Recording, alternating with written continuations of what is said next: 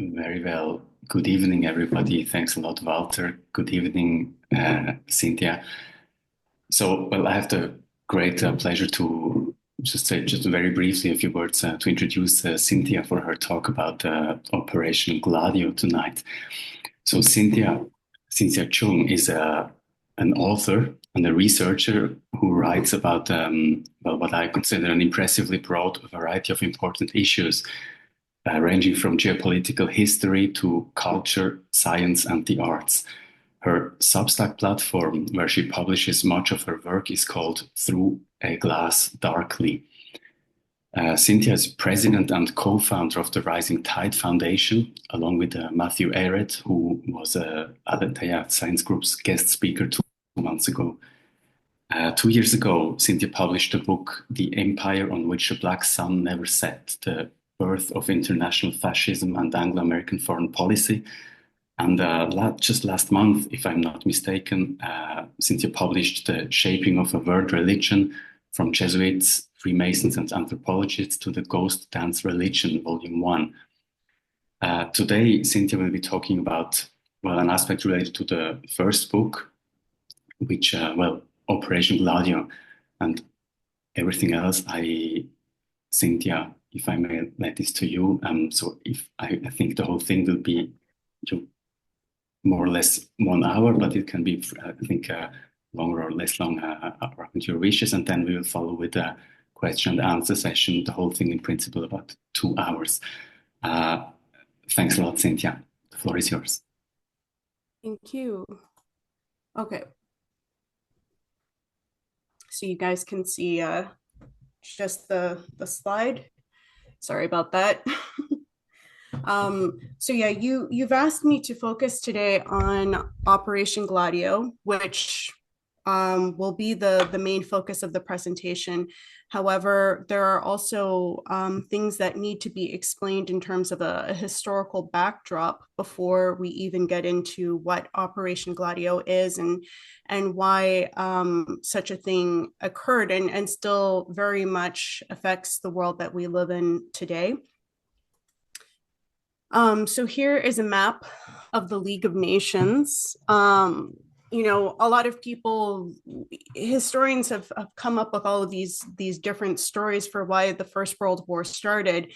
And what I've come to the conclusion of, Matthew Arrett, my husband as well, has come to the conclusion is that the First World War was fought to basically install a League of Nations structure for the world. And what was happening before the First World War was actually a lot of economic partnerships that were occurring using the American system economic model under Hamilton, and later on that we saw with Henry C. Carey's work as the economic advisor under Lincoln's administration. And you saw this occurring in Germany with the Zollverein, with Friedrich List.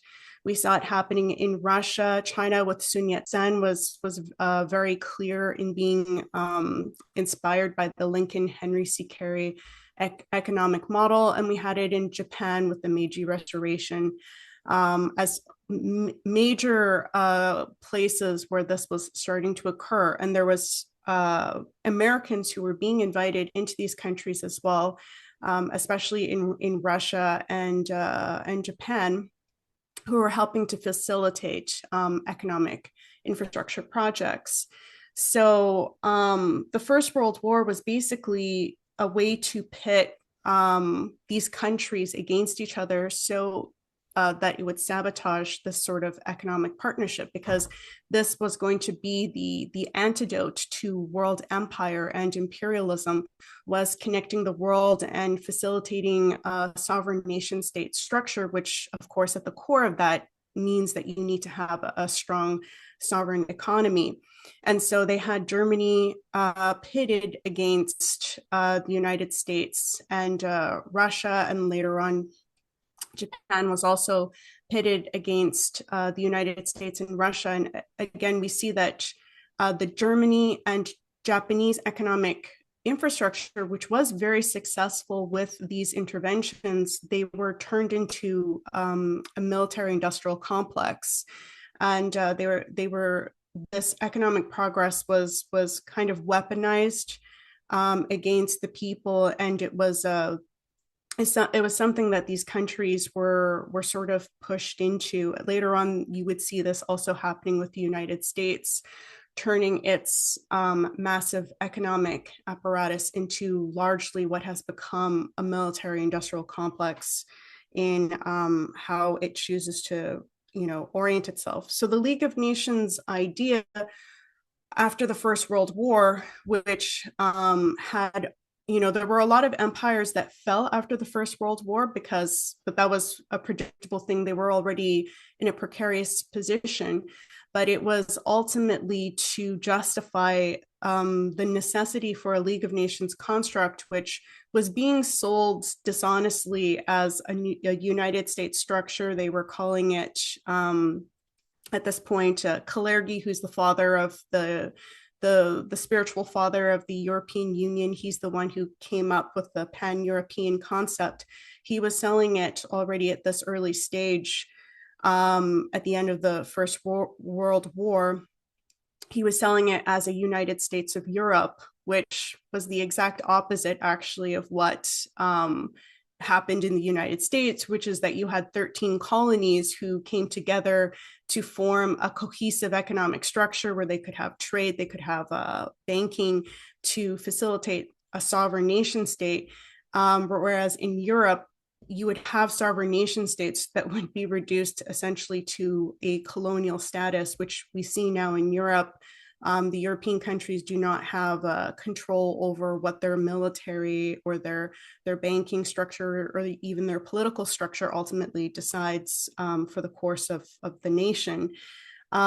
So the League of Nations construct was ultimately a pro-empire approach that was sold as something akin to American liberty. And you would have, the United States as a form of pan-America, is what they called it. You would have a pan-Europe.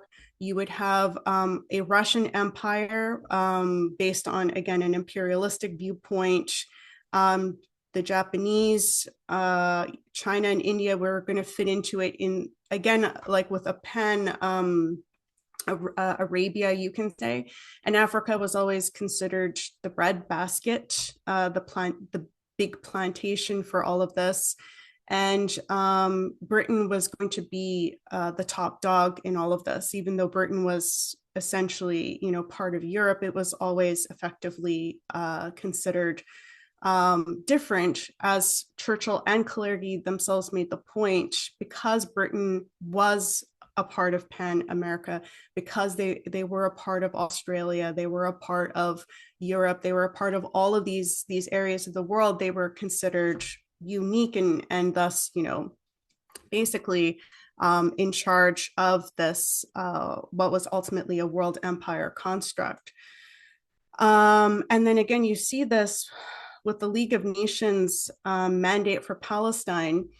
And that's one of the things that is essential for people to understand, because fascism and Nazism, there's a lot of romanticizing of like what Hitler exactly was. Unfortunately, it's resurfacing again, especially in the United States, where they have the view that Hitler was actually just for empowering Germany economically, because Germany had been beaten down, and that had been done purposefully to beat Germany down because of what it was originally becoming as an economic powerhouse. It was becoming a threat to the imperialistic hegemony. And so, we had the First World War to reduce Germany economically. You had the Treaty of Versailles. And as Kalergi even said, without these economic depressions for Germany, they would never have been so vulnerable to the Nazi philosophy afterwards. And so the Nazi economic reform was not something that was unique and new. There was already a very strong economic reform that was happening under the Zollverein and Friedrich List that was undermined and sabotaged. But there's a lot of confusion that Hitler and Mussolini were ultimately nationalistic and never imperialistic in their viewpoint, and that's not true. And the League of Nations cooperation with these entities really showcases that point. There's also the phenomenon of the British mandate for Palestine after the Sykes-Picot. You have Britain, who's pretty much in charge of, they take over the Palestinian area. And you'll notice that there's this brand of Zionism that is coming along with this. And it's interesting that most of the people who were in charge of the Balfour Declaration, which was for this Zionist homeland, were outright like anti-Semitic, and all of them were to varying degrees supportive of a fascist regime as a doctrine. Even Churchill was involved in that, which I go in detail in my book, but we won't have time to discuss here. But he had been publicly vocal in his support for Mussolini, especially doctrine. And the Rothschilds, are known for never having actually moved to Israel, because it was always this plan for sending the Jews to Israel outside of Europe. That's why so many of the anti-Semitics liked it, because it was a way to purge areas of what Kalergi has defined as the unreformed Jews. The reformed Jews, like the Rothschild family and so forth, were considered acceptable. They were the ones who were going to play ball and that sort of thing. But there's that also that's happening. And this is, again, under the rubric of social imperialism. And that's something that was, happening from the roundtable movements. If people are familiar with Matthew Ehret's research on this, he goes into a lot of detail with that.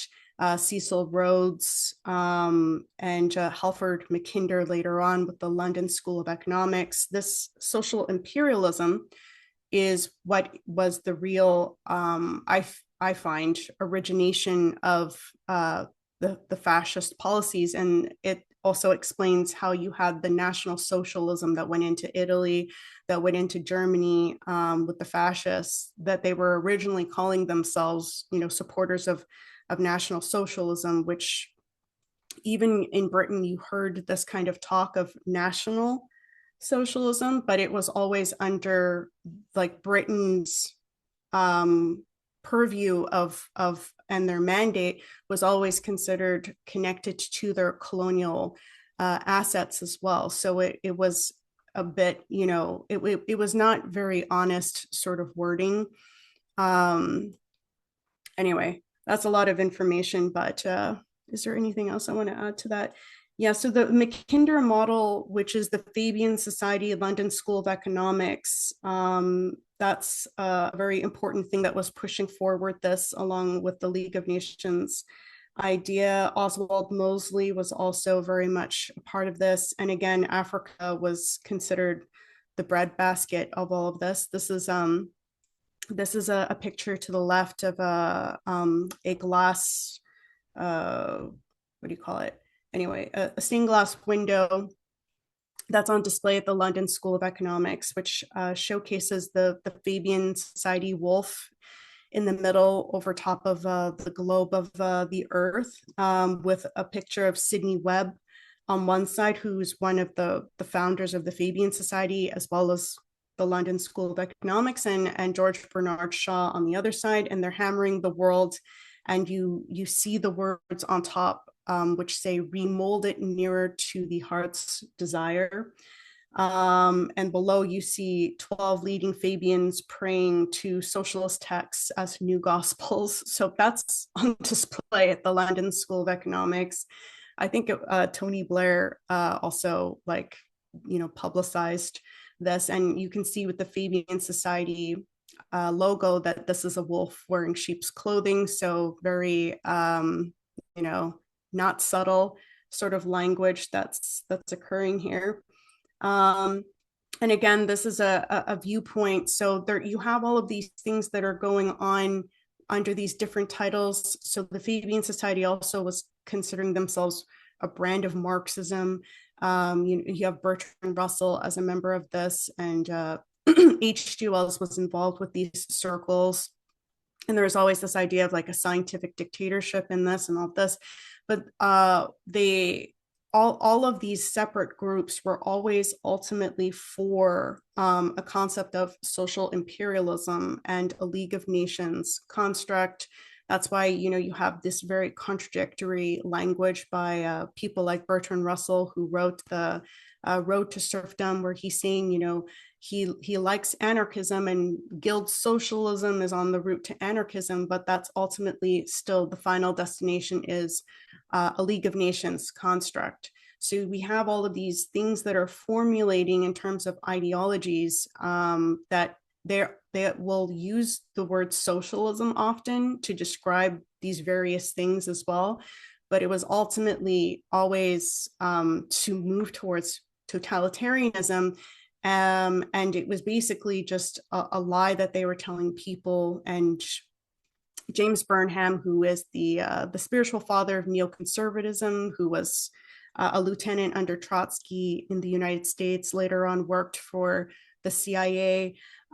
He made it very clear in his book, The Managerial Revolution, that it was a lie that they told to the people about socialism for the welfare of the people, but it was ultimately to centralize things for totalitarianism. It's not to say that any kind of central management is bad. It's just that's what they were thinking of when they were talking about central management. So all of this is happening leading into World War II, these ideas. And what is it here? Again, the Western fascism, Georges Sorel, Joseph Chamberlain, Alfred Milner, Cecil Rhodes, these are all the pioneers of what would later on form as fascism within Germany and Italy under Hitler and Mussolini. They were not organic things that occurred as a reaction. In the case of Georges Sorel, who came up actually with the term syndicalism and was pretty much the father of National Socialism that was incorporated into fascist Italy, he worked directly with Charles Maurras's Action Française, which was the pro-Vichy government that was working with the Nazis. So it's pretty clear where Sorel was fitting into the ultimate vision as well. This is just a picture of some of the roundtable members, key roundtable members. You have Lord Nathaniel Rothschild, John Ruskin, Lord Alfred Milner, William T. Stead, Cecil Rhodes. And below we have H.G. Wells, Halford Mackinder, who's the world map, Bertrand Russell, Lord Balfour, Harold Lasky, and John Maynard Keynes. John Maynard Keynes, who is known for the New Deal, it was very different from Franklin Roosevelt's New Deal, and they notoriously did not get along. Keynes even wrote the foreword for one of his books that was published in Nazi Germany at the time, that his ideas were more fitted for a totalitarian state than a democratic state. So again, there's a lot of clearness because at the time too, it wasn't so taboo to be pro-fascist like as it is now, although it's kind of there's a lot of apologies that are happening, but it was considered a legitimate, viewpoint of, a possible avenue that people could be going in, moving in as a direction. So again, leading into the whole core subject of Gladio, just to again have people understand how Britain was maneuvering behind the scenes, and not so much behind the scenes, but I mean, people just don't think of Britain as being as pro-fascist as they were. The Munich Agreement was the really big thing. The Molotov-Ribbentrop Pact is the notorious one that we hear repeated all of the time, that Stalin was really no different from Hitler, and he even signed this pact with Hitler.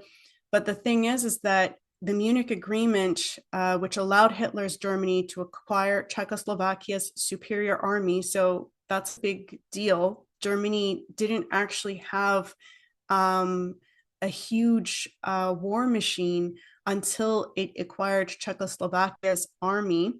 And that's what transformed it into a colossal military threat at that point that was much more difficult to defeat. Before that, you had Czechoslovakia, which could actually act as a counter to Germany, and you had France, Czechoslovakia, and Russia, who were actually in communication with each other. And there was a lot of, promise that there would have been a natural alliance there, but the Munich Agreement basically tricked Czechoslovakia. Alex Krainer has a paper on this where he goes into this in more detail, but basically, the Czech politicians were told one thing by the British, and somehow this ends up happening with Lord Halifax behind the scenes. And 11 months later, this is when you have the Molotov-Ribbentrop Pact, after Stalin also had been asking for Britain and France and other countries to form an alliance with Russia against the Nazi Germany at that point. So the Molotov-Ribbentrop Pact was, a reaction to this at this point.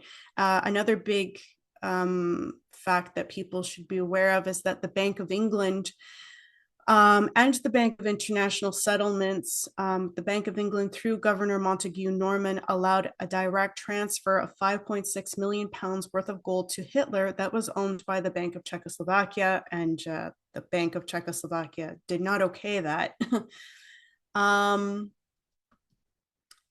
So everyone is aware of the Iron Curtain speech that was delivered by Churchill on March 5th, 1946. However, it wasn't Churchill who originated the phrase, according to the work of Colonel Fletcher Prouty, who wrote the book JFK, the CIA, Vietnam, and the Plot to Assassinate John F. Kennedy, which is a very useful book. He was also one of the advisors to Oliver Stone for the movie JFK that he made.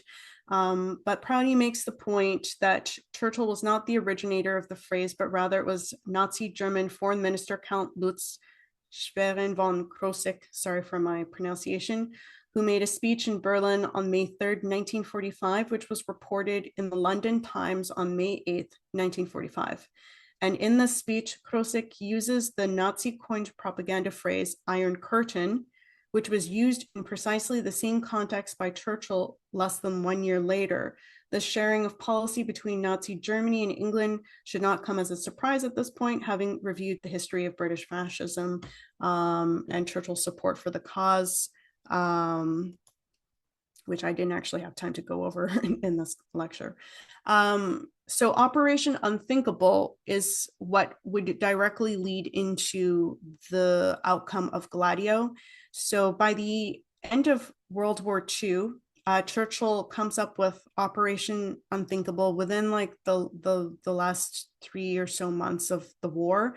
Roosevelt had already died at this point. And Operation Unthinkable basically was contemplating two scenarios at the end of the war. which was again oriented immediately that Russia was going to be the enemy, which it's not even clear, what was the intel or evidence to indicate that. But it was the viewpoint that was being promoted by Churchill that as soon as Hitler was defeated, Stalin would attack Europe. And so Operation Unthinkable was to contemplate whether Europe should just directly attack Russia right after the end of World War II, which would have been obviously very controversial because many viewed Russia as an essential ally, pretty much the primary force that was fighting the Nazis, to the point where the beginning of World War II, the first 6 months or so, is called the phony war, because Britain and France were not actually really engaging in any kind of military opposition with Germany. And again, it goes to show that there was a lot of foot dragging in terms of really resisting this. And again, people like Bertrand Russell were saying that the British should just actually let the Germans walk in. So Operation Unthinkable was the scenario to either attack Russia immediately or keep secret stay-behind armies in place throughout Europe in the with the context that it is likely that Stalin will invade Western Europe, and thus we will have these units already in place to defend those areas. And part of those stay-behind units, even while World War II was considered still theoretically going on, were Nazi units. So it wasn't even after the end of World War II that the cooperation with Nazis began, which is again a very, I would think, controversial decision. And the Iron Curtain is, it was essential to basically justify why the Nazis or former Nazis and former fascists would all of a sudden become allies, and the Russians, who were the allies, would suddenly become the enemy. And it was used very successfully to justify why a lot of Nazis and fascists didn't have to go to prison, didn't have to be tried, because they had capabilities and intelligence that were essential to now fight the bigger enemy, which was now Russia, according to Churchill.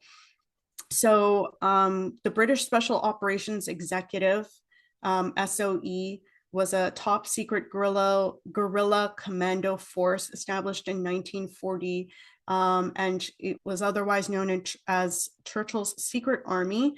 And this program would eventually be adopted into NATO. After the Allied victory, these stay-behind units were not disbanded, but rather strengthened. And the thing, as we all know, Stalin never invaded Western Europe. And what we've now come to know for certain with the declassified papers, there was the biggest declassification act that happened at the end of the 1990s, where the CIA archives and other American Intelligence Bureau archives on everything that had to do, well, not everything, but a lot that had to do with the Nazis and the fascists were declassified. It was about 8.6 million pages, if I remember correctly, the biggest declassification act. So that's where we got a lot of more official, finally, evidence to showcase that Gladio existed. There was already evidence to show that Gladio existed before this, especially with the embarrassment with Andreotti, the Italian prime minister, who had to confess this, which I'll explain later. But this basically showcased that these stay-behind armies ended up, when Stalin didn't invade, engaging in terrorist activity against the people within Western Europe, and were attacking democratic institutions, were even involved in assassinations of democratic leaders. Aldo Moro is a big name in this. Kennedy's assassination is also implicated in the Gladio apparatus. De Gaulle had over 30 assassination attempts on him, which was, I would say, most of it, if not all of it, was the Gladio apparatus. So it's incredible that this isn't actually talked about more, since it's pretty much now official, because of these declassification papers. But yeah,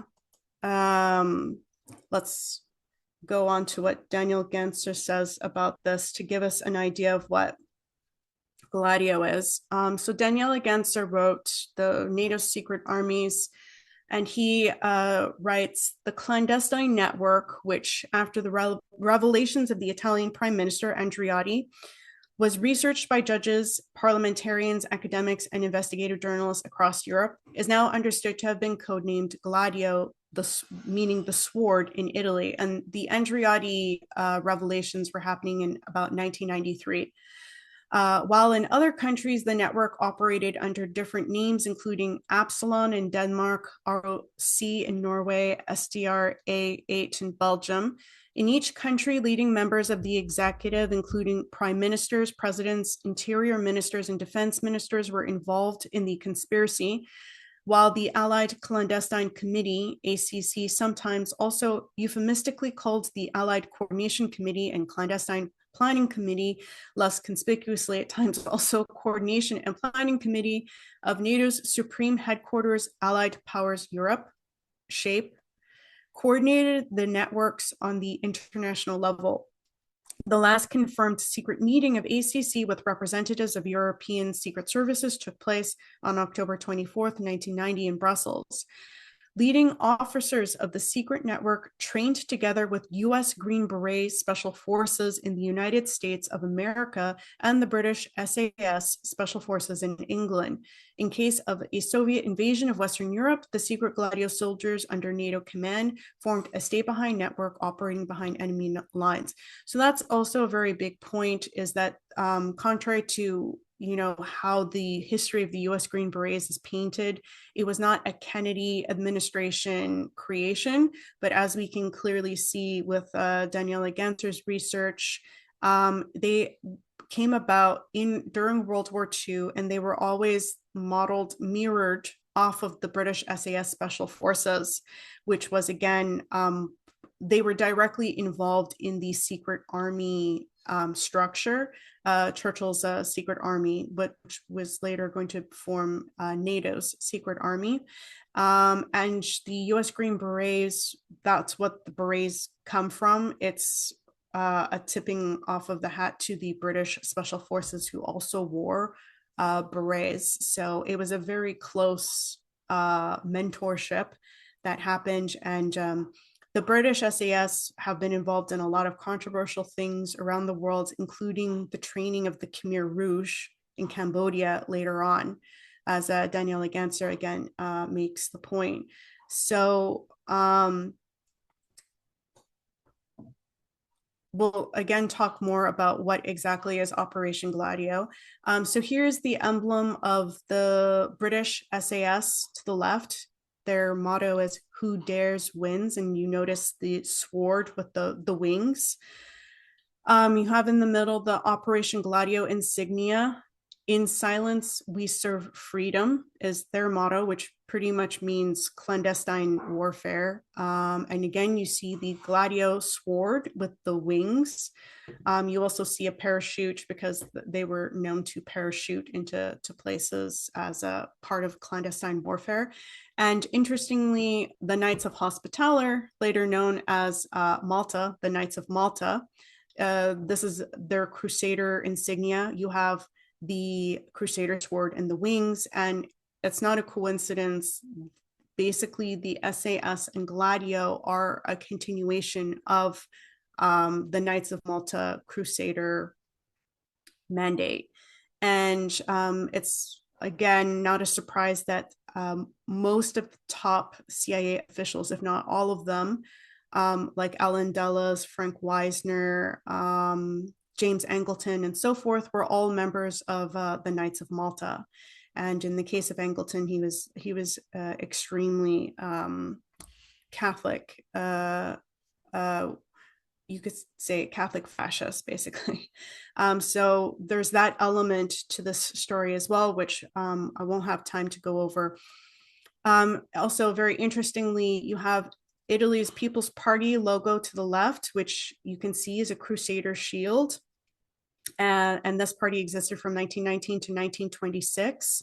And this party was infiltrated, or not, I don't know about infiltrated, because I mean, they have the crusader shield already from the very beginning, but it was a mixed grouping, and not everyone was, pro-fascist in the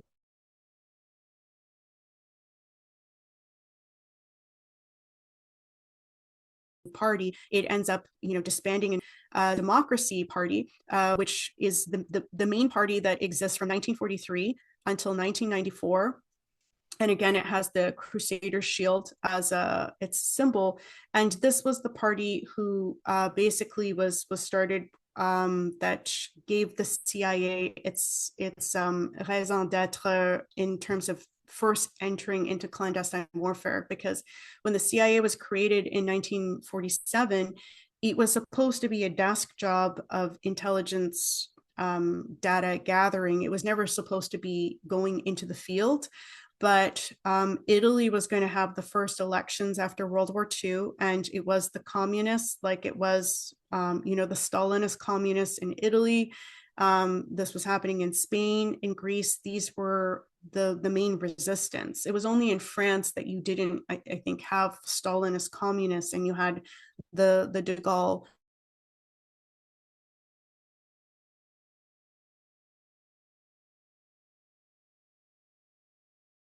resistance. But the Stalinist first election in Europe, in Italy, which was going to be in Italy, that there was going to be a clear, strong support for the Communist Party. And this was considered, verboten. And so the CIA got basically approved to enter clandestine warfare. And, it went all downhill from there. And there was a lot of the secret army apparatus was used very heavily in Italy. It's called the Years of Lead, which went on for more than 20 years of terrorist activity that was occurring, that was being blamed on communists. And you had, the Red Brigade and things like this that were totally infiltrated by Christian fascists, basically, and the Gladio apparatus, or I should say Catholic fascists, to be more specific. And so the Christian Democratic Party was basically the main party in Italy for all of those years, until basically Andreotti's, confession publicly, which he was kind of forced into, that finally revealed this. And that was why the party pretty much dissolved by 1994, after the Andreotti confession in 1993, because everybody now knew what was the reality. They were not actually protecting the Italian people. They were actually attacking the Italian people. I don't know if I said that clear. They weren't protecting, they were attacking.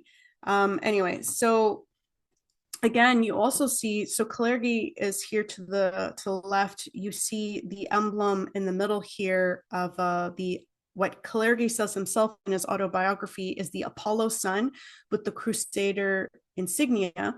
And we're going to see in the next slide how he is using this, but you can already see here he's using this emblem in reference to a pan-Europe. So again, this continuation of this idea of the Crusader mandate, which again implicates Palestine, the Kingdom of Jerusalem, is one of the mandates to this Crusader mission.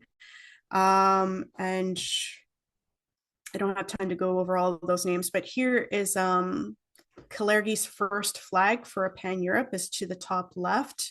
So again, you see the Apollo sun and the Crusaders cross, which he specifies himself is what that is in his autobiography. Then later on, he adds the stars to it. And then what the European Union eventually adopts is the stars with the empty spot in the middle, which I feel is sort of, I feel it's almost like a hidden reference to the logo that's there. It's definitely, I think, still the spirit of that, which again should give us an idea of what was the true intention of the formation of the European Union. So Guérin-Sérac was very instrumental in the Gladio apparatus. He was also one of the founding members of the OAS, which is probably the biggest grouping, Gladio grouping within France, which was responsible for numerous assassination attempts on de Gaulle's life. They are also implicated in the Kennedy assassination. There was an OAS guy, I forgot his name now, who was found in Dallas, Texas, the day of Kennedy's assassination, which is definitely not a normal thing to find. And of course, he was allowed to go his merry way. David Talbot in The Devil's Chessboard had brought that to my attention. So Guérin-Sérac was a war hero for the empire, agent, provocateur, assassin, bomber, intelligence asset, messianic Catholic, and the intellectual grandmaster behind the strategy of tension essential to the success of Operation Gladio. He wrote via Edginter Press the Gladio Manual, including our political activity in what can aptly be described as Gladio's first commandment. So here's a quote from Guérin-Sérac's Gladio Manual. He writes, "Our belief is that the first phase of political activity ought to be to create the conditions favoring the installation of chaos in all of the regime's structures. In our view, the first move we should make is to destroy the structure of the democratic state under the cover of communist and pro-Soviet activities. Moreover, we have people who have infiltrated these groups." Daniela Ganser's book has also validated that this is indeed a real quote. Guérin-Sérac continues, "Two forms of terrorism can provoke such a situation, the breakdown of the state.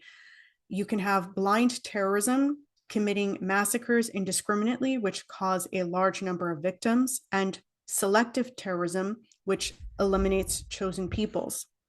This destruction of the state must be carried out under the cover of communist activities. After that, we must intervene at the heart of the military, the juridical power, and the church in order to influence popular opinion, suggest a solution, and clearly demonstrate the weakness of the present legal apparatus. Popular opinion must be polarized in such a way that we are being presented as the only instrument capable of saving the nation." Again, it's very interesting to note this whole push to as communism being the ultimate evil in the world, when you had the whole social imperialism, the syndicalism, the national socialism that had been originated within Britain first and foremost, and then later on you see it occurring with the works of Georges Sorel and so forth. So there is a clear setup, I find, and as again James Burnham has even said explicitly, socialism, their brand of socialism, was always meant to become a road to totalitarianism. But there were forms of communism that became ironically resistant to this mandate of fascism, which we clearly see under the Stalinist communists, but we also saw it under Mao Zedong in China with the fight against the Japanese fascists. In the aftermath of the Watergate scandal, the US Parliament investigated the CIA and the NSC via the Frank Church Senate Committee hearings and found that, this is a direct quote from the United States Senate final report. They write, The national elections in Europe in 1948 have been a primary motivation in the establishment of the OPC. By channeling funds to center parties and developing media assets, OPC attempted to influence the election results, and they're primarily talking about Italy here, with considerable success. These activities formed the basis for covert political action for the next 20 years. By 1952, approximately 40 different covert action projects were underway in one Central European country alone. Until 1950, OPC's paramilitary activities, also referred to as preventive action, were limited to plans and preparations for stay-behind nets in the event of future war. Just for people to be clear, OPC is the Frank Wisner branch of the CIA, which were basically, they went like rogue and they were involved in the clandestine warfare dealings. Requested by the Joint Chiefs of Staff, these projected OPC operations focused once again on Western Europe and were designed to support NATO forces against Soviet attack. So even the Church Committee found that these activities were being implemented over 20 years to influence election results, which again is you would clearly see is pretty undemocratic of them. Here's an interesting factoid in terms of where the NATO logo comes from. In late 1947, a anti-communist secret army, so this is one of the the secret army apparatus, they formed a code name Rose des Vents, Rose of the Winds, in other words, compass rose. And this star-shaped official symbol became the official symbol of NATO. So again, this was like a group that originally existed in 1947 as one of the stay-behind secret armies, and their logo would end up being the official logo for NATO. And it was, NATO became headquartered in Paris. And the compass rose was a card pattern, the compass needle, according to which the course is set, and according to which corrections are undertaken if the ship is in danger of steering off course. So again, very explicit of what NATO was a continuation of. And you had, the official public face of NATO, and then you had the secret clandestine army activities, which were basically illegal, dirty war tactics that were happening as well. Continuations of the Gladio apparatus after World War II.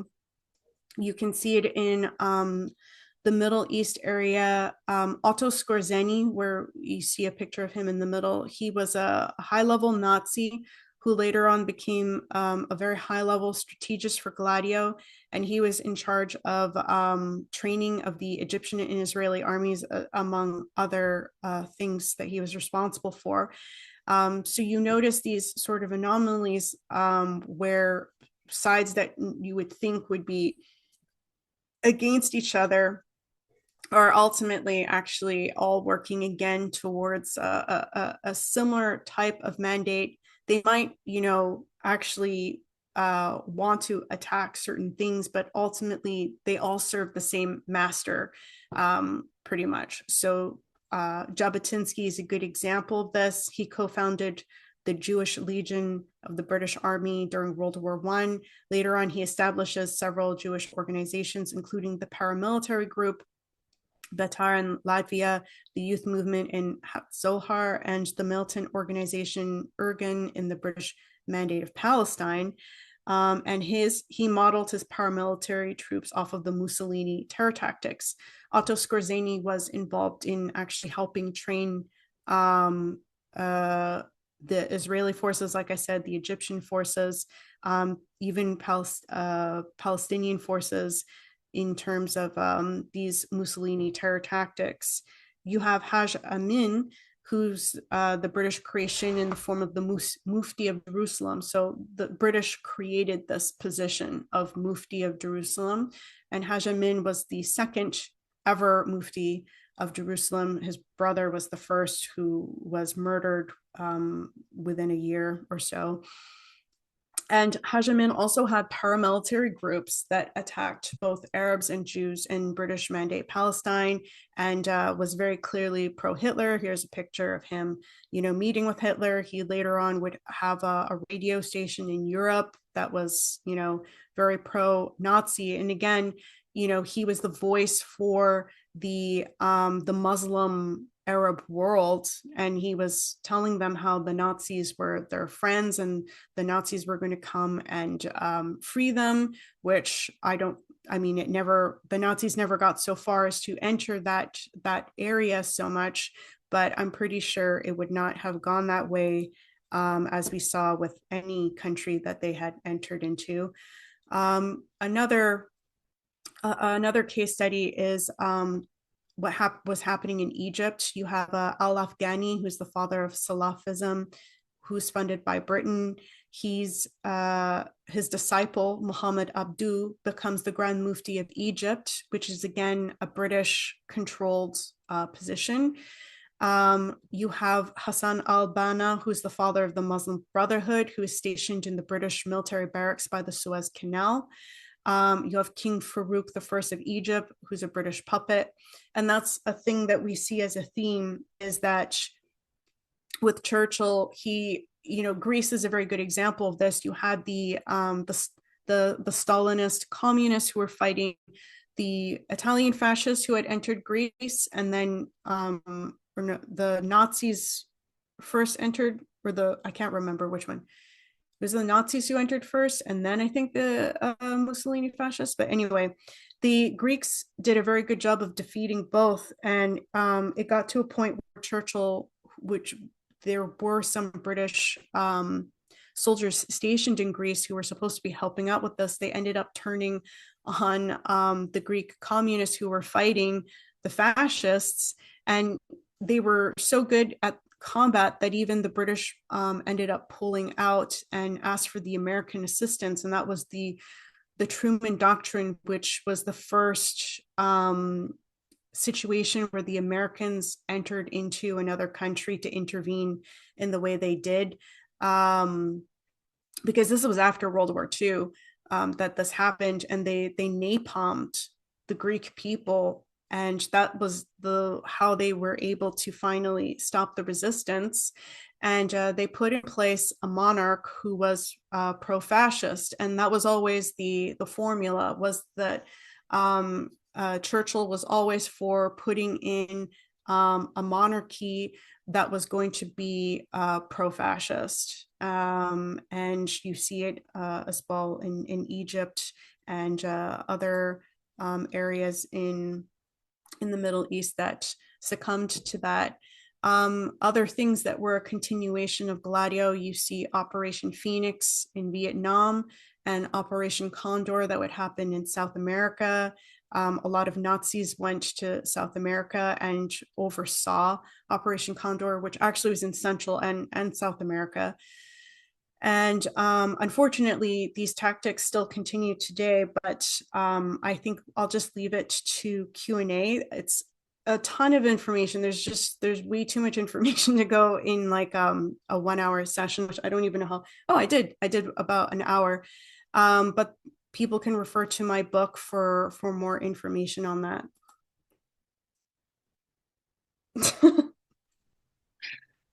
Thanks very much. Thanks a lot, Cynthia. Where to start? I would have plenty of questions where to go, but if I may start with the first one, which I feel most compelled to push first. Cynthia, what would you say? So, what happened? If I'm asked by someone who I tell somebody, well, we had this Operation Gladio, it's very well established, someone has never heard about this. We had clandestine networks connected to Anglo-Brito-American networks, even in Switzerland, by the way, P26 it was called. And I think the official story is probably here that these networks just disappeared, or they went away after the early 90s, probably. What would your take be on regarding the question of what happened to these networks as a general view. From the 90s on, did they disappear? Were they reframed? What happened? What is the story from the 90s on? I think that for me, the best way I understand that is, Operation Condor. That was something that was started in the 1970s in Central and South America. And, they also say the same thing, like Operation Condor pretty much ended by the late 1980s or early 1990s. And it just, like, the story is, oh, we had just elections and then democratic leaders were voted in and it all just went away. And that's clearly not true. And you can look at it from the standpoint that these operations were occurring off of a block budget that was being used to create a parallel state. And again, South America is, I'm more familiar with how the parallel state was set up for South America, like in Chile and Argentina, but other countries as well. The parallel state is where you have like the underground or like the other police station, the other interrogation center, other graveyards, even, and like all these other kinds of infrastructures that are meant to facilitate. It's almost like, out of a comic book. Like, it sounds surreal, or like a Gotham City type thing, like an underground Gotham City. But there was a lot of money from the black budget that went into creating this parallel state. But and there were a lot of people within democratic government within South America that legitimately didn't know that certain things were happening up until a certain point. And you can look at it from the standpoint of the United States as well, right? The United States has a lot of parallel state infrastructures, which are now starting to very clearly show their existence. And the Green Berets were brought in to manage the police forces in numerous areas within the United States. But the president of the United States is not necessarily briefed or informed about all of the clandestine things that are happening overseas, but even within their own country.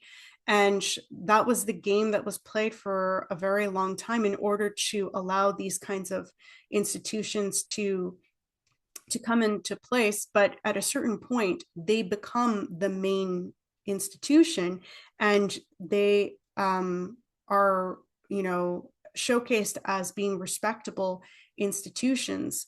But in terms of the secret army apparatus, it's clearly not functioning with the same formula today. So you don't have as much, I think, of this kind of crazy terrorist activity like what Italy was going through during the years of lead.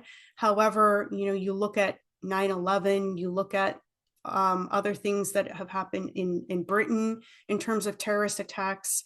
For instance, there's been a study by Fordham University, which has shown that pretty much all of the terrorist attacks that have happened in the United States, the FBI were directly involved in, but we're not even directly involved in, like they managed it.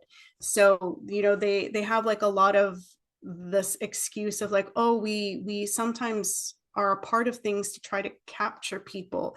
We're infiltrating a domestic terrorist group, but in reality, they're actually the ones who are coming up with the plan. They're coming up with the resources, and it pretty much would not have existed if it wasn't for their involvement. So, these kinds of things, that's part of Gladio. And then you have like the Green Beret phenomenon, which is an international thing at this point. It's not just like American Green Berets. Like, for instance, in Vietnam, they trained Native Vietnamese in the special forces tactics. They did this in the Philippines as well. They do this in other countries. Pretty much the war on terror, this is what I see it as. And there was a new military philosophy that occurred because the US military was taken over. So now the US military is not what is supposed to be it's not operating under the classical structure before. It happened during Eisenhower's administration, where now it's counterinsurgency, it's permanent warfare. And the military now is told that it's their job to go into a country and they execute all levels of reform, including political, economics, cultural speaking, educational. This is all the mandate of the special forces. And that was considered a monstrous idea before that.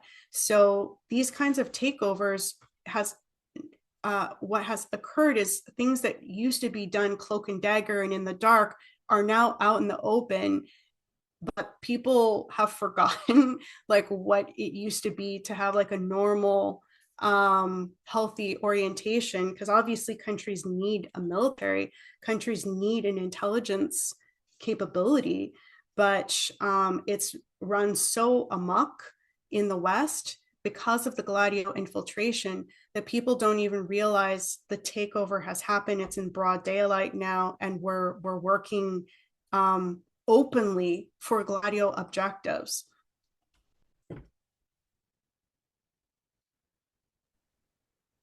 Great, thanks. Who has questions? Well, I think we have the famous citation by the former German Chancellor Helmut Schmidt, who is reported to say in an interview, the worst form of terrorism is the terrorism of the state. So, I mean, whatever you just demonstrated, it confirms this statement. And in this background, we can better understand things that are happening today, like pandemics and terrorism and things. So it's just beyond the visibility, the usual visibility line of the usual people or that are aware of these things. But I think it's very important that you are investigating in this direction, and it's very really shocking. Yeah, I mean it's very disappointing, and I mean it's very sad what happened with the Kennedy situation. That was a very promising time, and again the United States what did still have relics of its better policy orientation, foreign policy orientation, which was the view to economically uplift other countries through participation and cooperation, and just sharing innovative ideas and so forth. I mean, even Eisenhower was for a plan for Iran to have, a nuclear program, Atoms for Peace idea. And this idea of a positive scientific collaboration was still very real, because there had been so many good things that had happened with the turn of the century, right? There were a lot of scientific discoveries that actually noticeably improved life and standard of living. So there was a lot of positivity and optimism around the capabilities of scientific innovation. Today, people are very distrustful of scientific innovation because it's been taken over by the military industrial complex. And now any good scientists, in order for them to get funding, they pretty much have to sign away their work to a military industrial complex, institution. And obviously it's going to be used to just service that. Nuclear fusion is a good example of this, right? The Lawrence Livermore Laboratory is the only place in the United States that's doing any kind of real work on that. And it's totally for just weapons research. It's not for how could nuclear fusion really benefit the standard of living for people.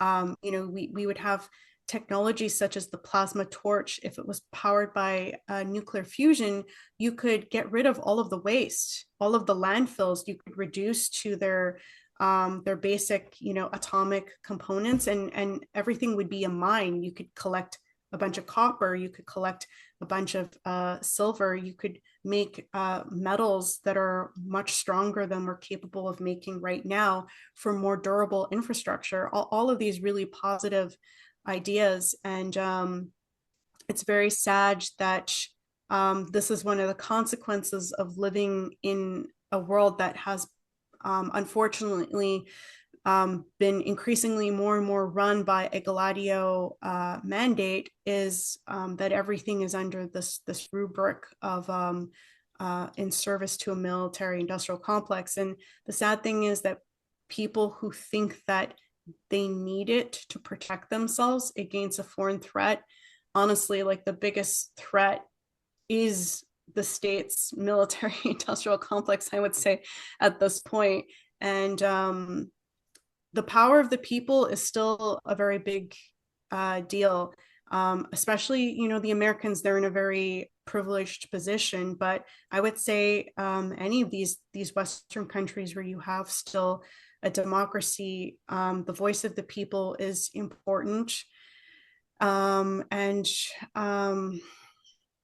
we have to just realize that it's in our best interest to not follow along with these, game theory, zero sum ideas where we have to basically justify a permanent warfare situation, and it's us or them kind of thinking, which is obviously just going to, I think, end with our enslavement.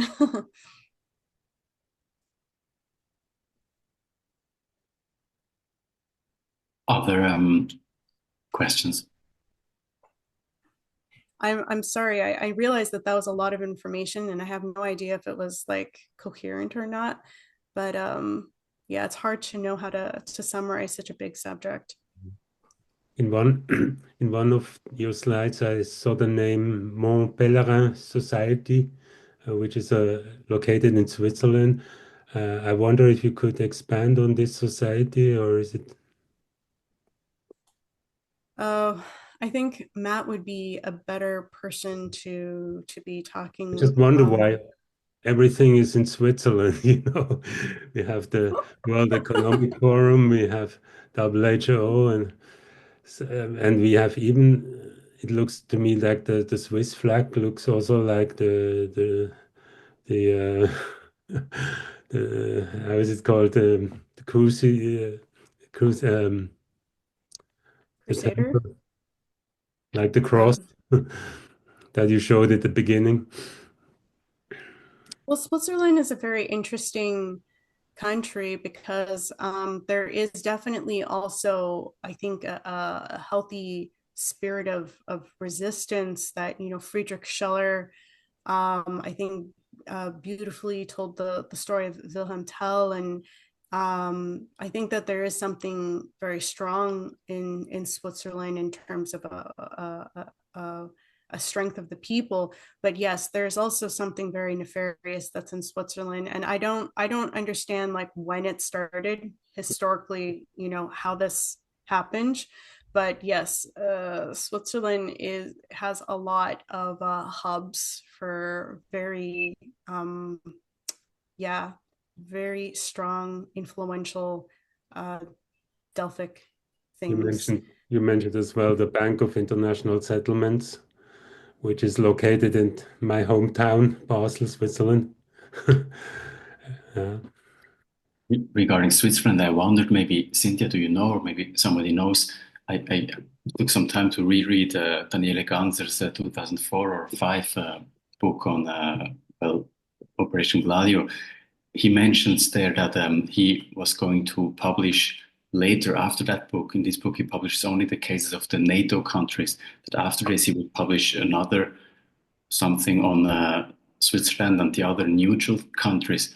But I didn't find this. Do you know if he wrote something like that, or does anybody know?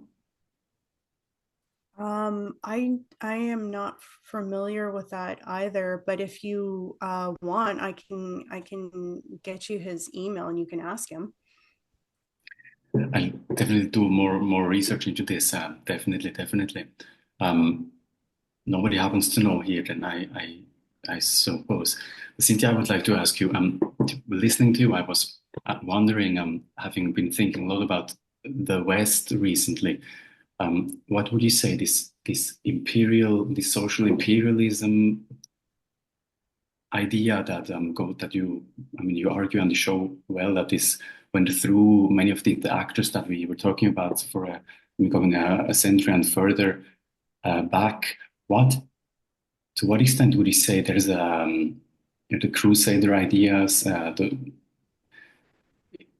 the West Empire is kind of the Western Empire being behind this, the whole continuity of Western expansion through the Rome and Crusader area, early in Middle Ages, and later expansionism. Like, to what extent do the people in Britain, early 20th century or late 19th century, or the other people in Kalergi, to what extent is there a conception of really the Western Empire, something that a continuity of this, and what does this consist of, or do they have is it rather a more localized, really a British Empire conception? The French have the French Empire conception. What is the commonality of these imperial conceptions, really, of all these parts of Western imperial continuity types? And I join another question on yours, Stefan. I wonder, what is the real motivation to do so evil things? What is motivated mankind to put up kind of paranoid models of world functioning and governing besides the official government? What do you know about what pushes mankind to function like that? Okay. So if I understand your first question, which is, are you asking how does the League of Nations construct, how is that supposed to function? When you're asking about how all of these things are connected, are you? You mean my question, right? Yeah. More than, I mean, maybe it may touch upon that, but more beyond that, maybe more abstractly or more kind of civilizationally, culturally, in the value or idea-wise in the background. I wonder if there seems to be some really West Empire continuity ideas going on, but what the content of these imperial ideas exactly is, it might be just some random imperial continuity, just as a random phenomenon. Your empire always continues, and whoever is the next power holder will continue the empire somehow, and then kind of trace this back to the others. But maybe there's beyond this some real content, some real belief content that connects these things, going back, well, some Christianity Crusader ideas, later, well, still going back to Rome, the whole West Empire continuity. To what extent, I wonder if you have thought about this, is this really the Brits and the French and the others, to what extent do they think of their imperial vision as a real continuity there, but an imperial vision that is really connected there, not just empire for the sake of empire, but maybe what is the content of the imperial vision that goes through all of that?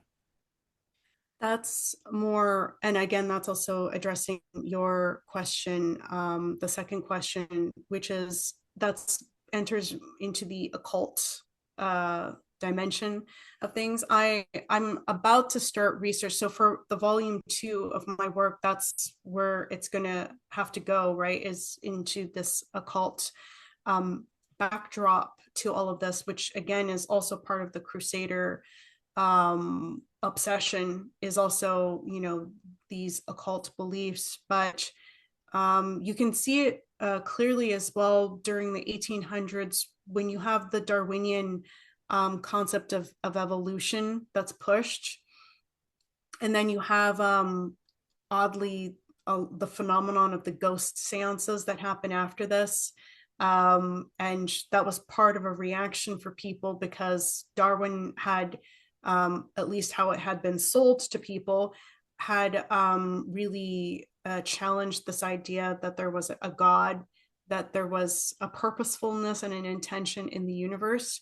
And these ghost seances were a way to try to find still some kind of meaning and significance. But if you look at the groupings like the theosophical groupings and groupings around this, there was a clear political motivation, again, that was also oriented towards a League of Nations construct. And I think that part of the viewpoint that is motivating this, which is a very obviously a very dark idea of what humanity ultimately is, they don't believe that, you know, we live in a universe that is loving and has loving creation and purposefulness. And there is a lot of you know, a satanic belief system, basically, which is this idea that you need to unite the evil with the good. This is one of the kind of core belief systems in all of these groupings, including within the Nazis. And this is how you will release like the superhuman being within you, where you can, you know, be connected as a god man. There's a lot of that kind of belief structure within this. And there's also a belief that you have to kind of do very big destructive acts in order to allow for this necessary, I wouldn't even call it good, but this necessary ideal state to come about. And that's part of the weirdness around what's going on with Jerusalem, Israel question. There's a massive overlap in these belief systems that you would think are supposed to be opposed to each other, like the Nazis and the Zionist Israeli belief, which kind of shares, and there's other groupings as well, but they share in this idea that you have to bring about the end times sort of idea. And the Crusaders with the Templars, you know, the controversy around the Templars, where they were accused of, you know, worshiping Baphomet and, you know, spitting and stomping on the cross and all of this. It seems like there was probably a good deal of truth to these accusations. And the Vatican is also a very, I've started doing research on this, but I'm still like, I still have to do a lot more research. The Vatican also has, like, you know, a dark and a good side. You've had good popes and you've had good Catholics within the Vatican who've really wanted to work for the welfare of people and have like a positive outlook on the potential for humanity and so forth. But then you have popes who were really bad and were, I would say, more akin to satanic worshiping. And so you had this kind of duality as well within the Vatican. And, you know, it was the Vatican who created these Crusader militant groups. It's not to say that that was consistently something that was thought necessary within the Vatican, but there were always, you know, memberships within the Vatican who wanted this, and the Crusaders were considered, you know, purgative agents of the church. So there's always been this weird belief system. It's very unfortunate. Again, part of this too, the League of Nations idea is a scientific dictatorship that was considered necessary, and they don't believe in innovations as a good thing. So when there is creative discovery, they know that the consequence to this is that you're going to have an increased standard of living. You're going to have like more people. You're going to be able to support more people. There's going to be a population growth and all this. And they really think that this is one of the worst things ever, because the average person is, if they are not under control of an empire structure, it will somehow cause very big destructive acts. Part of it is this idea of the contamination of the gene pool is like one, I guess you could say, version of this idea. But it's always coming into place of like, how do you create the new evolved super species? So they do have a view that we need to get to a certain point where at least some a grouping are able to evolve into this super species, the sixth race, right? That Theosophists also believe in right, the sixth root race. And that's what the transhumanists are pushing for. That so the scientific dictatorship idea of H.G. Wells, which Oswald Mosley, who is the big British fascist, the black shirts movement guy, he was also for this H.G. Wells scientific dictatorship idea, which was the transhumanism. You have Théâtre de Chardin, who is a Jesuit, who comes up with the idea of transhumanism, along with Julian Huxley, who wrote the mandate for UNESCO. And this transhumanist idea, which is also in line with the Theosophists and groupings around the Theosophists, it's all about this weird idea of the ultimate evolution of certain elect people, and they really do view humans as a hierarchy of different species almost, as well. So it's not so simple as just like this idea of Aryanism. I'm not an expert in this yet because I still have to do a lot of research into it, but that's so far the crazy thinking. Unfortunately, at the end of the day, that's a huge factor of what's motivating things, and it's absolutely nuts. And it seems to have been carried forward from the days of Babylon. And the mystery cults. Matt actually is going to be publishing a trilogy in about a week on the mystery cults, so people should definitely check that out if they want more information on this. It's very troubling, but the good news is that obviously there's been a very capable resistance to these crazy ideas, or else we would be in a world enslavement by now. And there's always been a real true science and philosophy of the good. What is natural law? What truly is human nature? It is unfortunate that the majority of people seem to really need a lot of governance, not governance, but you know what I mean, like education. They do need a certain structure to help, I think, facilitate what is the potential within us, which is I believe, something that's sacred, and that's something that is actually very good. But people need help accessing that within themselves. Not a lot of people can, access it in a more self-directed manner. But this is why it's so easy to undo the diabolical planning that they have, that they're constantly obsessively working over, because it's not a natural state. And they have to put a lot of energy into putting people into an unnatural state. You look at the world we live in, even though it's very depressing and it's very controlled, and it does feel like a form of a prison at times.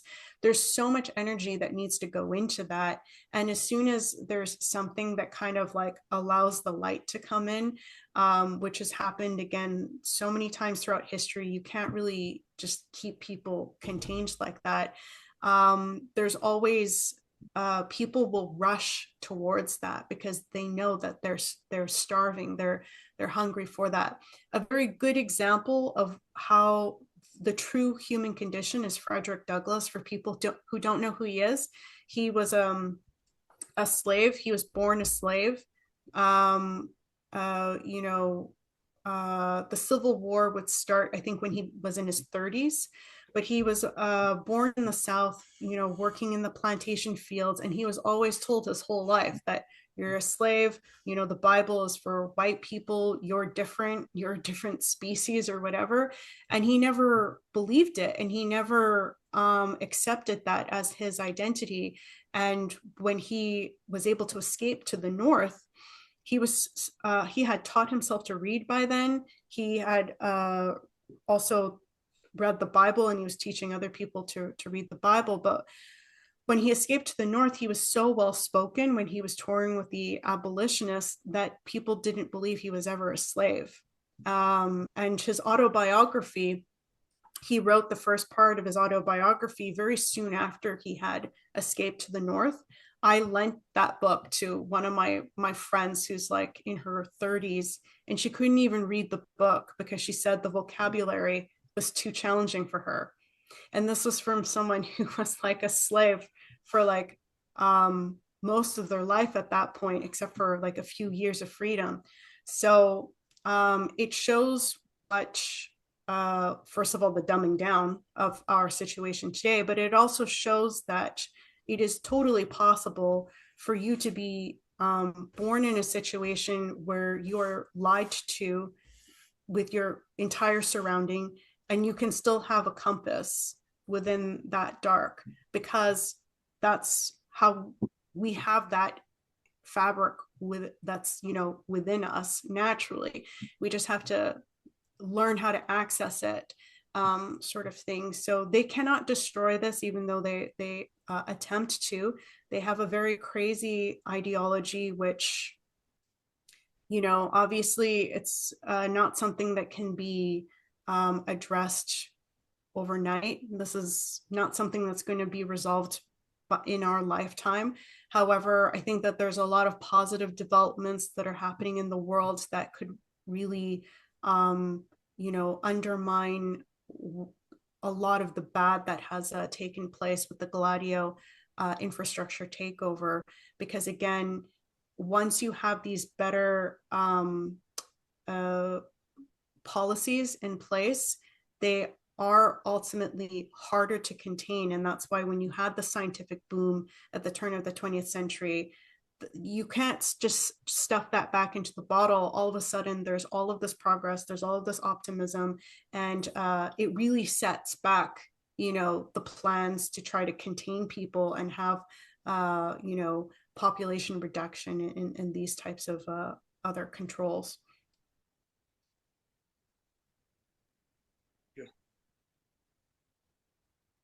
Other questions?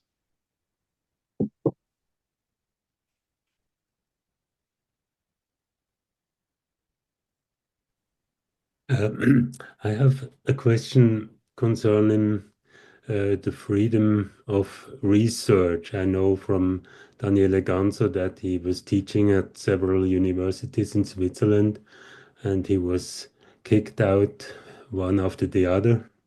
So I wonder, with the kind of work you're doing, your research, do you think is it a possibility to do this work in a university in Canada or elsewhere? Or do you see also this pressure? Yeah, I would say that it's very difficult to be, you're saying like funding from a university for research. Yeah, it's I don't think it's gonna happen. But I mean, we're very lucky in the sense that we, you know, because we used to write for the Strategic Culture Foundation, and that was a way to really be able to outreach to a very wide audience internationally. And basically Canada is, you know, sanctioned them finally, although it's sort of a gray area, but it's just safer for us at this point to not, you know, write for them anymore. and we were really concerned about like how we were going to be able to reach out and get the word out and this sort of thing. But luckily, we're still able to use other things, oddly, like things that are not friendly to what we do, like Amazon for our books, and like Substack, which I think increasingly is becoming less cooperative. But these platforms have been very good in terms of, you know, fundraising for us. And you know, it's just slowly trying to you know, increase the audience base by doing interviews and such like this. But you have to basically be more creative, right? You're not going to have the support from institutions that you should get the support from. So you have to constantly you have to have multiple things going on to kind of like support yourself, and multiple avenues of accessing audiences. But it's still definitely possible. Like, we are surviving off of just doing our work. We don't have to do another job yet. So you just have to be very fluid and adaptable to different things that are happening.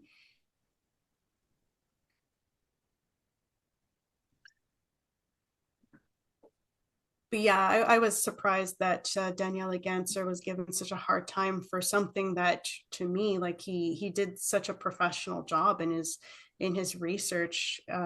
It's really, I would think, embarrassing to those institutions to fire him for the work that he's done. But yeah, it just goes to show. I don't even think it would necessarily have had that strong of a reaction in Canada. Like, I feel that the reaction was very strong against Daniele Ganser.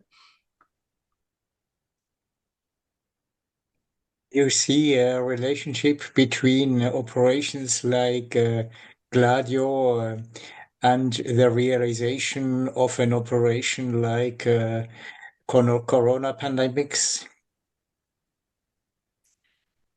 Definitely, the biological warfare is part of this whole apparatus, for sure. The biolabs and all this is all part of it. They clearly were planning that scenario for a very long time, and I don't think that they necessarily meant to launch it when they did, but it was something that they were planning for a very long time.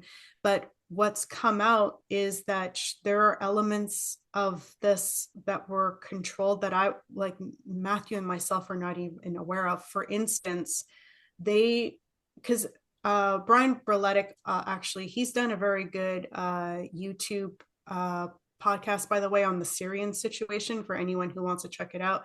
But he was making a good point that part of, you know, what led up to the regime change in Syria that happened like very quickly without, it seems, any kind of resistance, not any serious resistance, was that Syria didn't have control over its information channels enough. So there was still a lot of infiltration by the West, like unfriendly Western intelligence, manipulating education and intelligence in Syria, to the point where the Syrian people were getting pretty confused, it seems, as to you know, what exactly the Assad government was, and what was the bigger picture, and so forth.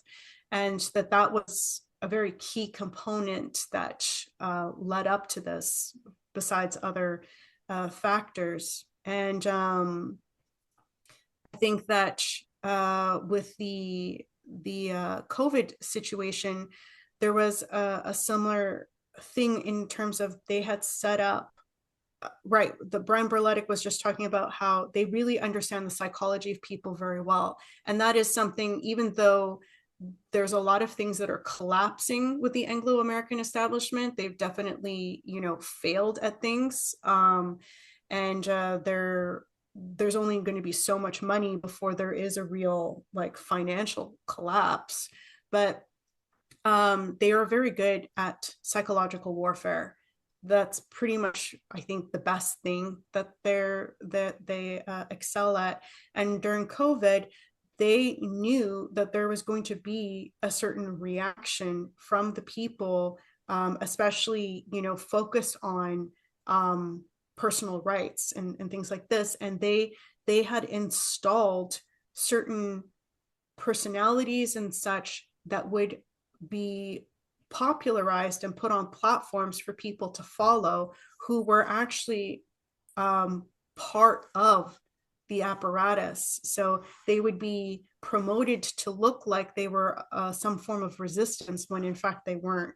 And like in the United States, a very good example of this is the intellectual dark web, which someone has brought to my attention that there is a form of this in Europe that's not exactly called intellectual dark web, but something similar to that, which I haven't had time to look into, but very interesting. But in the United States, what has become increasingly clear is that this was a whole setup. And it's not to say that every member of the intellectual dark web was in on it, but I would say a huge chunk of them were.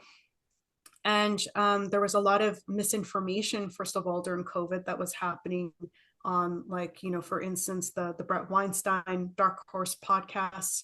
He was at first promoting the mask wearing and things like this, but increasingly they're also starting to talk about, in the case of Brett Weinstein, he did a speech at the Rescue the Republic in September, talking about the need to phoenix the Republic, where he used the term like the phoenix burns the nest and like kind of builds anew. So he's using like very heavy language in terms of, borderline insinuating violent action. And there's all of these kinds of instigators now that were supposedly trustworthy people during COVID that we're realizing are giving very sketchy, suspect advice to the American public on what are solutions beyond COVID, right? So I don't think that was a coincidence. I think the intellectual dark web was set up during COVID. I think it was a total construct that was made for that. You had other things that were more of a failed formula, like the Bill and Melinda Gates. They tried to do like some videos that were like epistemological on metaphysics and such, because people started to ask these kinds of questions during COVID, right? They started to ask like the bigger philosophical questions, but that wasn't as successful. But you could see, right, that they knew that people were going to have attention directed in a certain way. So again, it's not to be like overly paranoid or anything. We have to just be very good at using judgment and reason. And yeah, it's the amount of control in information space is truly it's impressive, and it's horrifying in the West. Like it's a lot for people to have to deal with. Thank you.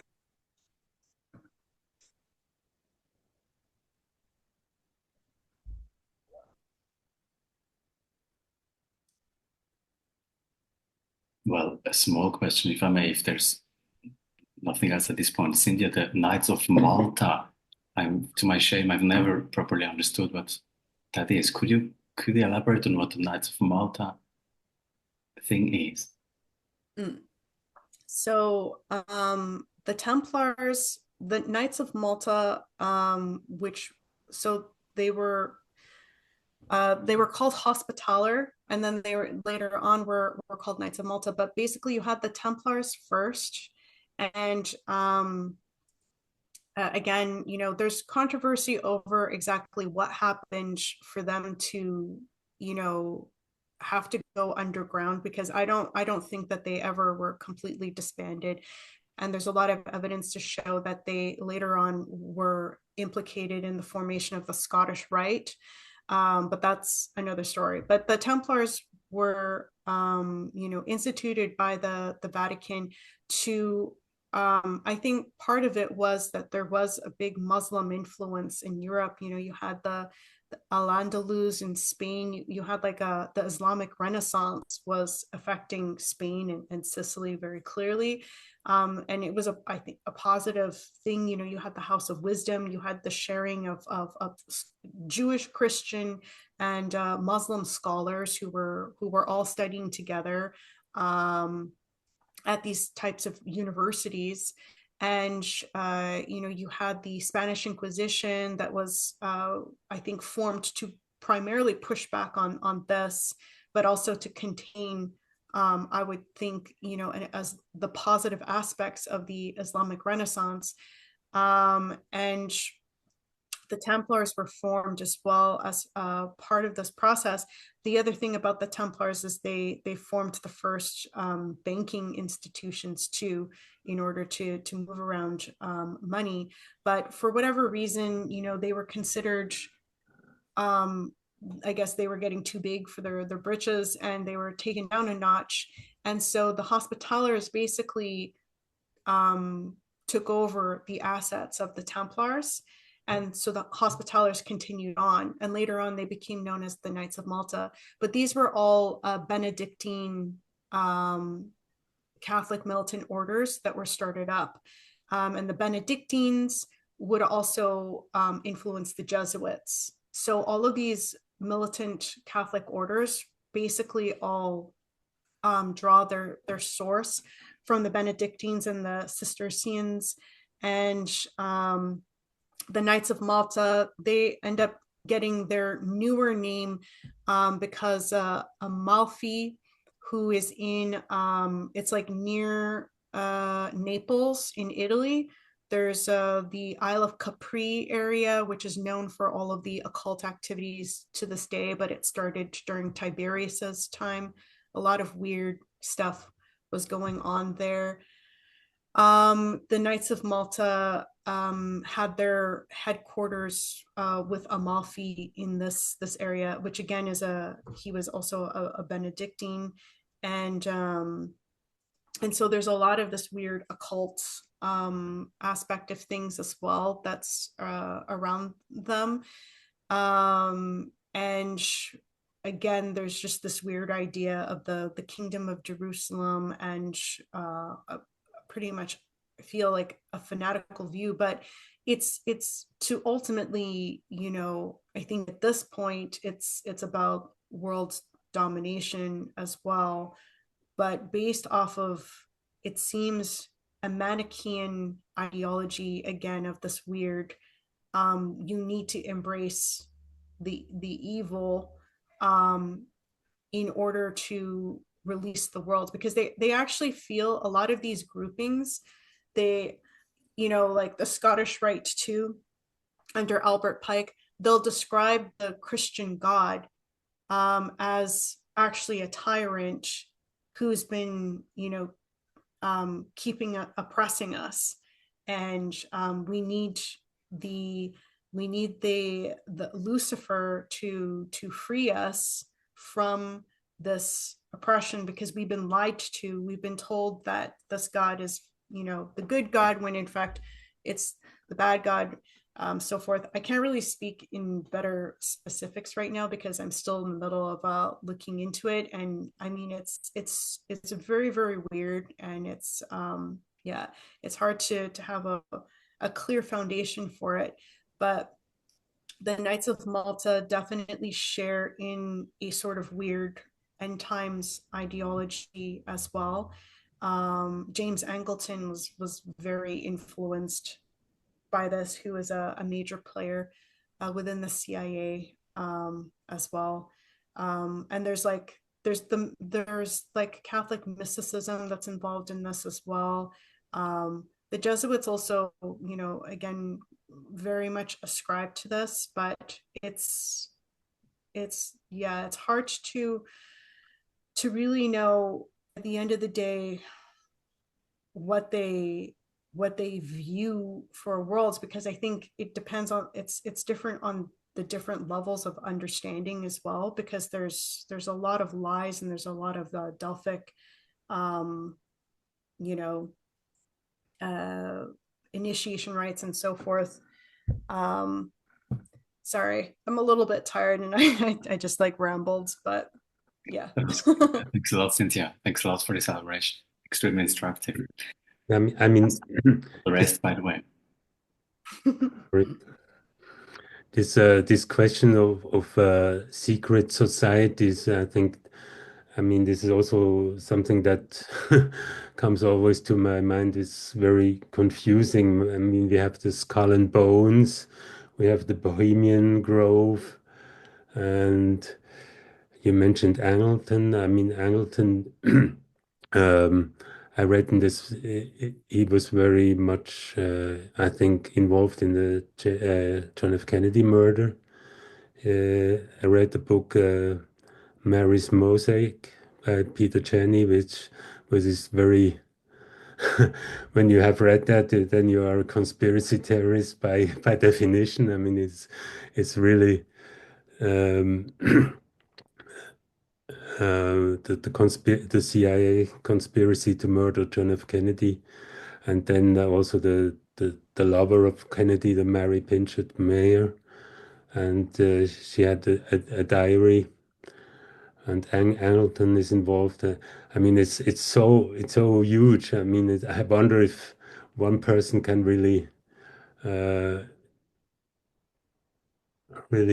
get the full picture of all these secret things going on in parallel, and it's just, I mean, it's where will you start and where will you end? That's for me really at the moment very difficult to answer.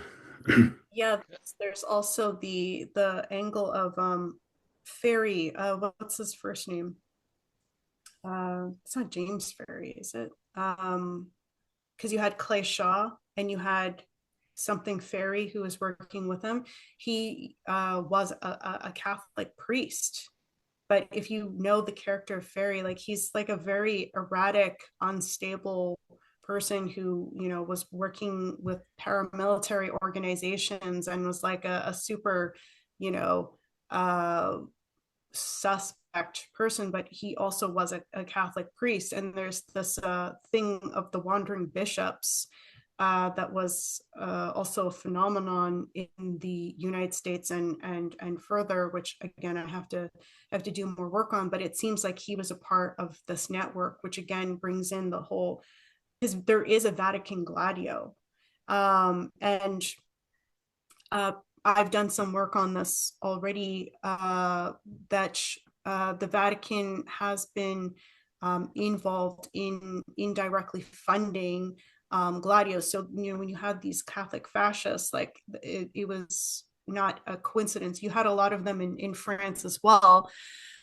They were very much working with the Vatican, and there's also like the Vatican Bank is very clearly implicated in this. The mafia is also implicated in this, which is why people get very confused with the Kennedy assassination, right? Because they're saying, oh, there was the mafia who killed them.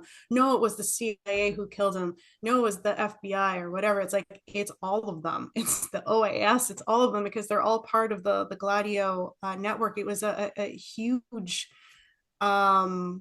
conspiracy to orchestrate it, and there were all of these players that were involved who played parts in the whole orchestration. May I? There was one more question here, Ben. Since we're almost at the end of the scheduled 2 hours, but can we take a last question by Ben? Cynthia, do you have some more? Yes. Enough time? Actually, it's not so much a question. I just want to throw in a few cents on the Knights of Malta. You know, I have to say, the father of my best friend, who is of German nobility, he used to be a very high-ranking member of the Knights of Malta. I have another Catholic friend whose mother is a very high person in the Knights of Malta. I attended several, you know, beneficial balls of the Knight of Malta. As you know, the Knights of Malta is a sovereign organization. It's like a state, a non-territorial state. And I would say I know personally, I know about 5 Knights of Malta in Germany and in Switzerland. And these people are really motivated by their faith. They're doing a service motivated by their faith. I cannot imagine that they are involved in some sinister conspiracy. So, and I know that various high-ranking members of the FBI or the CIA have also been members of the Knights of Malta. But I just want to question whether that really has something to do with the Knights of Malta. For a certain time in conservative and Catholic circles, it was sort of a sign of status and having arrived in the establishment of society. So he also became a Knight of Malta, which is more like on an honorary position, and you donate some money to the good cause, you donate some money to the children's hospital in Bethlehem and all these kinds of things. And of course, the argument is always, yeah, but that's only the lower charges and they don't know what's going on in the highest charges. But I don't really buy that, to be honest. I think if we look at these things, we need to take them with a grain of salt. I'm not convinced that, and then also one has to be very much aware there is a lot of organizations, not a lot, but let's say a handful of organizations that might have the same name. They call themselves Templars, they call themselves Knights of Malta, but for example, they're rogue organizations. They're not exactly the Order of Malta that has its headquarters in the Vatican and has a global network of diplomacy and philanthropic activities. And then there is another order which also takes that name and says, we're also Knights of Malta and we organize ourselves. So it's very hard actually to differentiate which is the real organization, which is a offspring, which is a sort of a rogue organization. You have the same effects actually in Freemasonry. You have regular Freemasonry, and then you have all sorts of side organizations that are actually not part of the regular Freemasonry, and they have a completely different philosophy. They might employ similar methods in terms of ritual work, but they don't have the fundamental same philosophy or vector of action. So I think we should differentiate between these things, and I think there it becomes very hard because it's very hard to find hard evidence on that. Well, again, if you look at the origination of the Knights of Malta name, it is associated with Amalfi, and there is a whole bunch of occults, surrounding to that. And again, the Benedictine connection is very important in understanding this. The Vatican has been directly implicated in bad things involving Gladio. The Vatican Bank especially has been caught. So it's not speculation from that standpoint. I agree that not everyone who is a member of the Knights of Malta is a bad person. And the people, they may be good people, they may not be good people. We are not always perfect in how we judge these things, but most certainly the Knights of Malta as an institution in its origination, I would say is not for charitable reasons. But do we know, for example, that the US Knights of Malta, as the dominant order in the US, is the same organization as the one that is present here in Europe?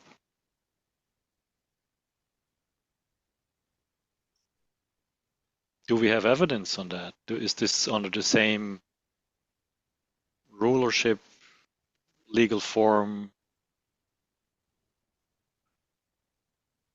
Oh, in terms of that, I mean, well, do you know of other Knights of Malta organizations? Well, I just know there are, let's say, irregular orders that call themselves Knights of Malta or Order of Templars or whatever, and they don't have any, if they would go to the Vatican and say, hey, we are also Knights of Malta, they would say, we don't know you. Who are you?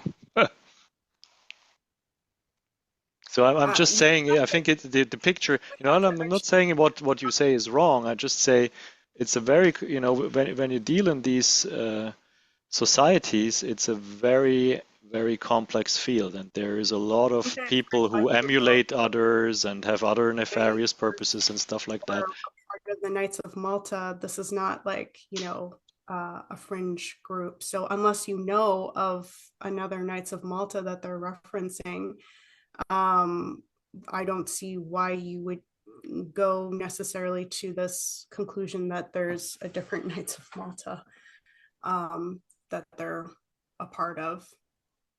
Well, I'm just giving that as a hypothesis. I'm not saying that's the case. I'm just wondering, why would the head of the FBI be a Knights of Malta? Why would certain people in the CIA be members of the Knights of Malta? Because the organization as I know it, and I don't have a stake in it, I'm neutral versus it. And what I can also tell you is that, let's say 20 years ago, it was a super high privilege to be invited to this charity ball in Bern, because there were a lot of ambassadors, etc., etc. Then what happened? All the embassies all over the globe, they started to cut their representative budgets, and now they're begging you to come to give to their charity. It's not scarce anymore. The supply demand of this type of event and belonging to this group has sort of changed from being a high prestige, high demand, low supply activity. It has become the opposite. They need to find people with money who donate to their causes.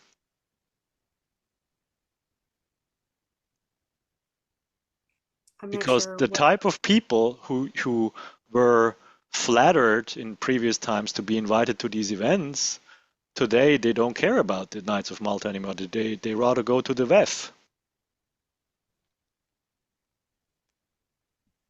I mean, that's just my perception. I might be wrong, but that's my perception.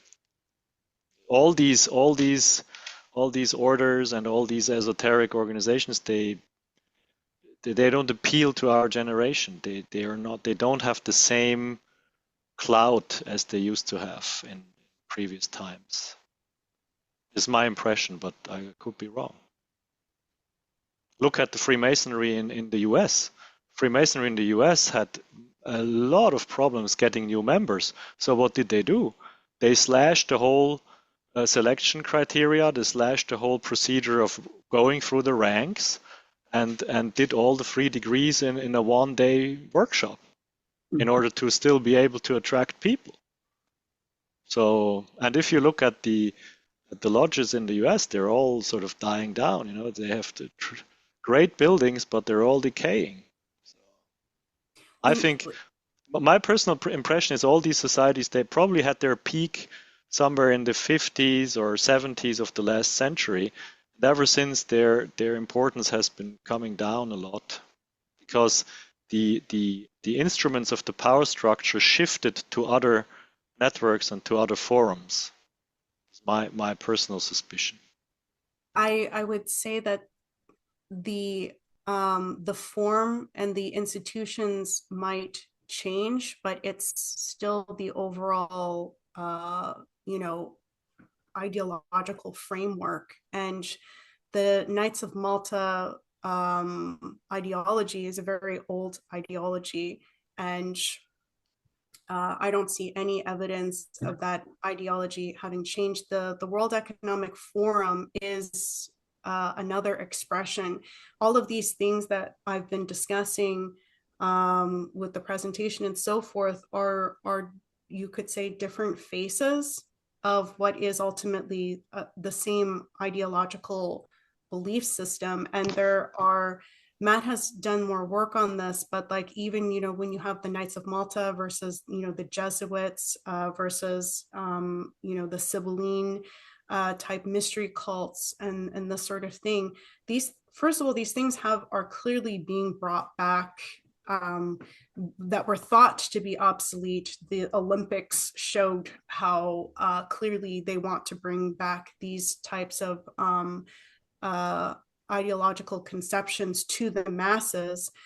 But all of these viewpoints, and there might be some additions or some reframing of it, like with the Darwinian evolutionary standpoint and the transhumanist standpoint and all this, but it's still an ongoing, there is a consistency in the ideological framework. And I wouldn't, focus on banquets in order to try to like determine whether an institution is having an effect or not. Sorry, focusing on what? Focusing on the banquets of something in order to determine the ideological, framework and influence of something.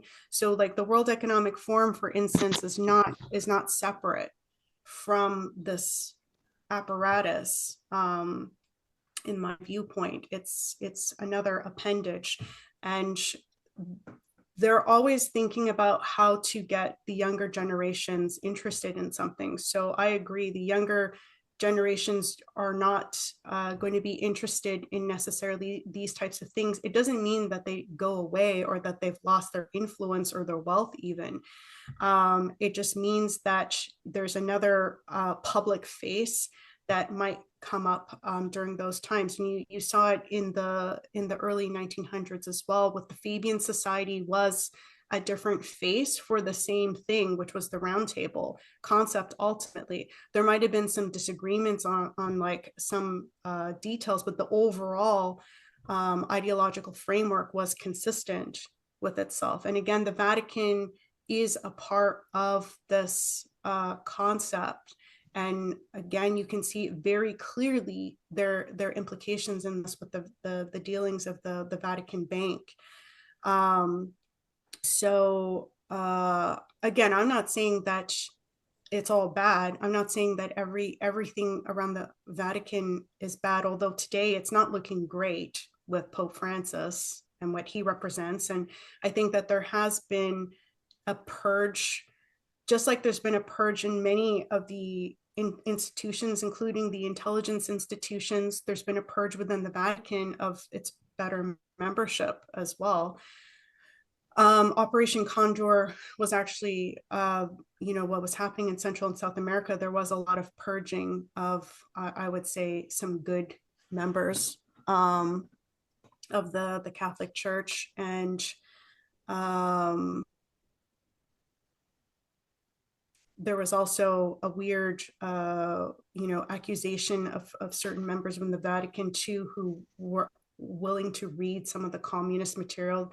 Even members of the Vatican were being accused of being like communists. So, the purge has happened on all levels. And I'm most certainly not of the viewpoint that everything within the Vatican has been bad. But you can see like there was a Venetian influence that kind of did a lot of bad within the Vatican.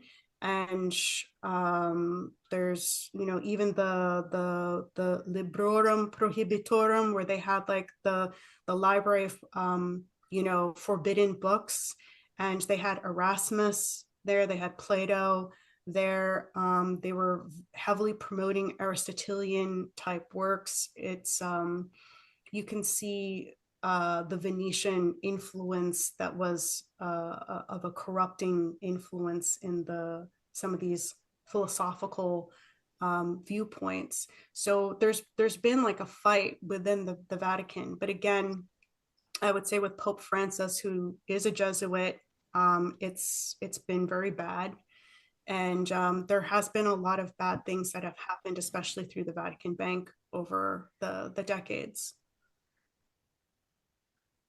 Okay, I think thank you very much for your time, Cynthia, and for your very interesting presentation.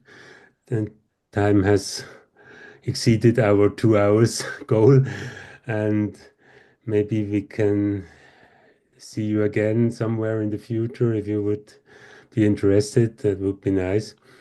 Or thank you also for attending and for the questions, everybody here. And I will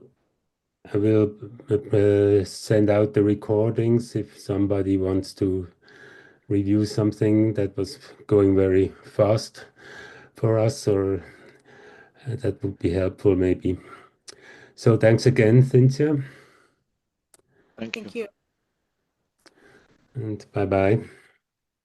Good Bye. evening, good night. Thanks a lot, Cynthia. Goodbye. Bye. Bye bye. Thank you.